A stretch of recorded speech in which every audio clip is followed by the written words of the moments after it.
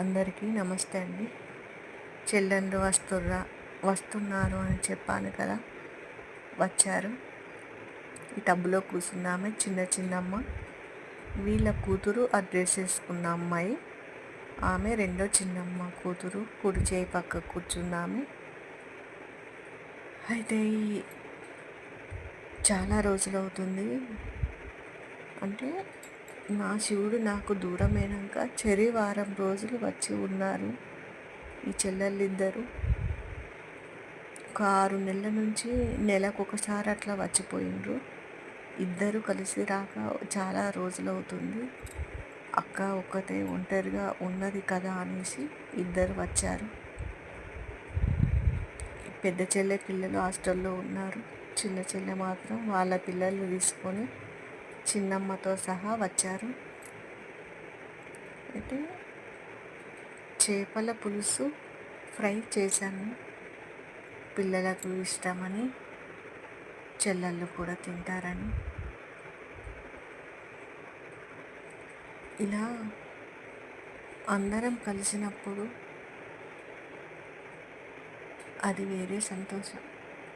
కానీ ఇంటి నిండా మంది ఉన్నారు, కానీ నా గుండెలో నిండా భారీ ఉంది. ఇంతమంది కనిపిస్తున్నారు,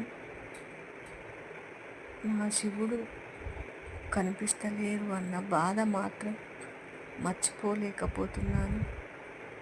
మాటలు మాట్లాడుతున్నా మనసులో వేదన మాత్రం పోవట్లేదు. అది నాతోనే పోతుంది. చేయాల్సిన పనులు చేయాల్సిందే కదా, ఏమున్నా లేకపోయినా కూడా. అలా చెల్లెళ్ళు వచ్చినైతే ఇట్లా అందరం కలిసి తినక, రోజు ఒక్కదాన్ని మీ ముందర తింటున్నా చూస్తున్నారు కదండి. మరి మీరంతా నా కుటుంబం అనుకొని నా కుటుంబంలోకి ఈరోజు చెల్లెళ్ళతో కలిసి భోజనం చేస్తున్నాను. ఇది ఇలా ఎవరు తీర్చలేని బాధ నాది అని తెలిసినా కూడా బాధపడక తప్పదు. ఎంతమందిలో ఉన్నా కూడా నా వెళ్తి మాత్రం పోదు. ఇంతమందిలో ఉన్నా కూడా నా కొడుకు జ్ఞాపకం పోవట్లేదు. నా కొడుకు కూడా ఈ చేపల పులుసు మరి నేను చేసిందంటే చాలా ఇష్టం.